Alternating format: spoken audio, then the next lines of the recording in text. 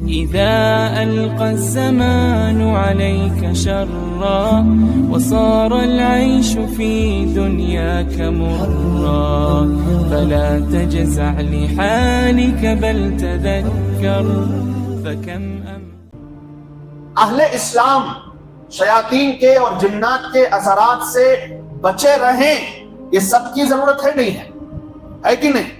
تو اللہ کے نبی علیہ السلام نے سب کی ضرورت کے لیے مسنون دعائیں سکھلائی.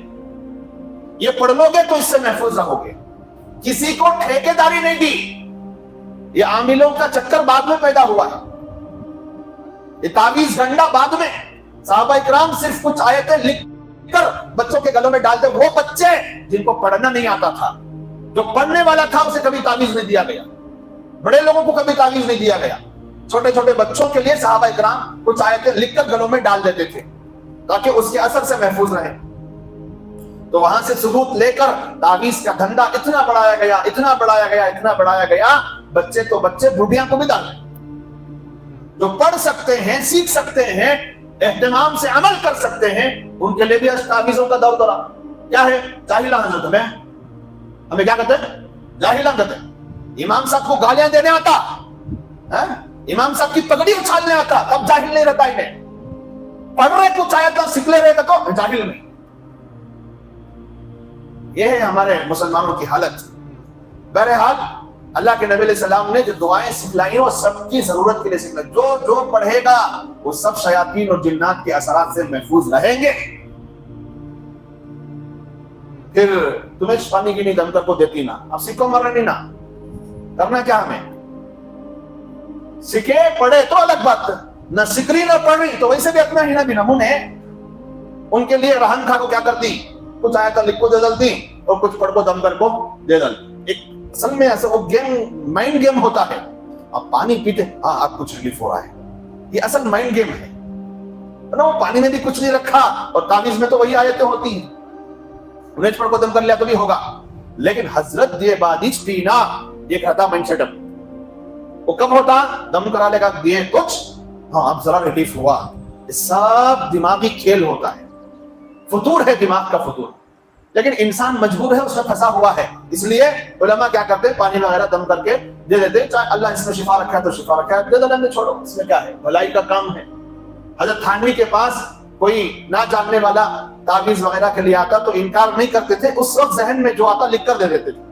اس وقت ذہن میں جو آتا اس مرض کے تعلق سے لکھ کر دے دیتے. وہ لے جا کر شفایاب بھی ہو جاتے. اور خود حضرت تھانوی فرماتے ہیں ایک وہم کا علاج ایسا کرو کہ اس کا وہم جڑ سے مٹ جائے. وہ ہوتا کچھ نہیں ہے، لیکن ہمیں کچھ کرے کر کو دماغ میں آنا، ہمیں کچھ کرے کر کو دماغ میں آتے ہی وہ خود بخود ٹھیک ہونے لگ جاتا ہے. یہ اصل مسئلہ. اور وہم کا علاج یقین سے نہیں ہوتا، یہ بھی بات ہے. وہمی آدمی کو اب جتنا بھی یقین دلاؤ تم نے کیا بھی نہیں ہوا، کیا بھی نہیں ہوا. یہ حضرت برابر نہیں کرتا. ڈائریکٹ کیا بولتا بولو نے؟ یہ حضرت برابر نہیں، دوسرے حضرت کرے انہیں فائدہ اٹھاتا. ہو ایسا ہو رہا ہے، 40 جنہ پیچھے پڑ گئی تمہارے. کہاں تو گرے تھے تمہیں جھاڑ کو چڑھنے جا کو. ہر بچہ جھاڑ کو چڑھتا ہے، کھیلتا ہے، کودتا ہے. چڑھیا سے کہاں تو گرے تھے وہ تبھی پکڑیا سے ہو. انہیں فائدہ اٹھاتا. امانت دار حضرت کیا بھی نہیں ہو کو ہے جا رہے گا تو ان کی بات نہیں مانتا. جھوٹ بولنے والا، دھوکہ دینے والا حضرت اگر کچھ ہے کر کو بول کو کھینچنا چاہے تو پورا لوٹا کو آ جاتا ہے. یہ ہے مارکیٹ کا حال. اس لیے کہتا ہوں دعاؤں کا اہتمام سیکھو. اپنے اپنے محلے میں اپنے اپنے ائمہ کو لازم پکڑو. وہ باقاعدہ ہماری ضرورت کی جتنی دعائیں ہیں پہلے ان کو یاد کرو. سال میں ایک بار پڑھنے کی دعائیں بعد میں یاد کرو. روزانہ روزمرہ کی زندگی میں جتنی دعائیں استعمال ہوتی ہیں، کھانے کی، پینے کی، سونے کی، اٹھنے کی، بیت الخلا جانے کی، آنے کی، گھر میں داخل ہونے کی، باہر جانے کی، مسجد میں آنے کی، جانے کی، بازار میں جانے کی، تجارت کی، جتنی بھی دعائیں ہیں پوچھ کر یاد کرو. اس سے اپنی زندگی میں وہ برکت دیکھو گے جو کسی عامل کے عمل میں آپ کو برکت نظر نہیں آئے. یہ سب فراڈ ہے، فراڈ ہے، فراڈ ہے. آپ کتنی بھی دلیلیں پیش کر لو. بڑا اسکیم چل رہا ہے، بہت بڑا اسکیم.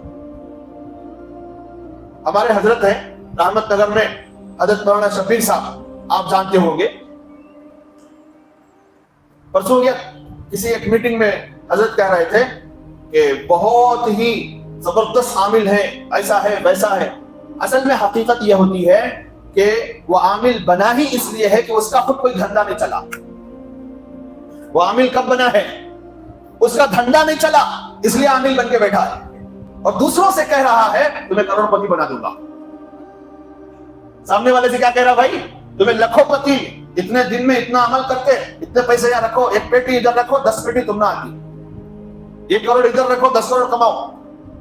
فراڈ ہے, بہت بڑا اسکیم ہے, سمجھو اس بات کو. جتنے بھی عاملین ہیں گنے چنے چھوڑ کر, استثناء کے ساتھ کچھ اللہ والے عامل بھی ہوتے ہیں جو صرف یہ چاہتے ہیں کہ لوگوں کا بھلا ہو. ایسے کتنے ہیں کیا؟ میری نظر میں, چھوڑو یہ بات رکھو, میرا ایک 10% رکھو. کتنے پرسنٹ ہے؟ ایک 10% اللہ والے عاملین ہیں جو صرف کیا چاہتے ہیں؟ لوگوں کو راحت پہنچانا چاہتے ہیں, بیماروں کو اللہ کی طرف سے شفا دلوانا چاہتے ہیں. 90% فراڈ ہے اس میں. کتنا پرسنٹ؟ 90%. جہاں بھی جائیں گے چپکے ہیں, ٹک ٹک ٹک ٹک حساب ڈالے سر 30 کو 1000 ہوتا. ذرا ساؤنڈ پارٹی کیا کام کرتی تمہیں؟ انہیں بولنا نہیں چاہا تو بولو ہاں بھی یہ کی ہے. انہیں چھپانا چاہا تو بھی نکال لیتے حلق میں ہاتھ ڈال کو. نہیں, ہماری ایک بہت بڑی گیرج ہے ماشاءاللہ, اچھا چلتا ہے گیرج والا کی کم سے کم 50 بھی نکالے جا. بہت بڑا فراڈ چل رہا ہے میرے بھائی. تو اس لیے کہہ رہا ہوں, اگر عاملوں کے چنگل سے بچنا چاہتے ہو تو کیا یاد کرنا؟ مسنون دعائیں یاد کرو. اس سے بڑا ہتھیار, مومن کا ہتھیار ہی دعا ہے. مومن کا ہتھیار ہی کیا ہے؟ دعا. دعاؤں میں جو اللہ نے تاثیر رکھی ہے وہ کسی چیز میں نہیں رکھی. لیکن ہماری مجبوری یہ ہے کہ ہم بچپن میں سیکھے نہیں, جوانی نشے میں گزار ڈالے, اب سیکھنے نہیں ہو رہا ہے. سب کا یہی مسئلہ. تو جوانوں سے ہاتھ جوڑتے کہ اب تو سیکھ سکتے ہو نا. نہیں حضرت, بہت بزی ہوں. بہت کیا ہوں؟ بزی ہوں. دنیا بٹورنے کا ٹائم ہے, تمہیں کہاں پڑھنے بلا رہی؟ دنیا بٹورنے کا ٹائم ہے, تمہیں پڑھنے کہاں بلا رہی؟ حضرت نہیں ہوتا. یہ چل رہا ہے مارکیٹ. بہرحال اللہ سب کو سمجھنے کی توفیق عطا فرمائے.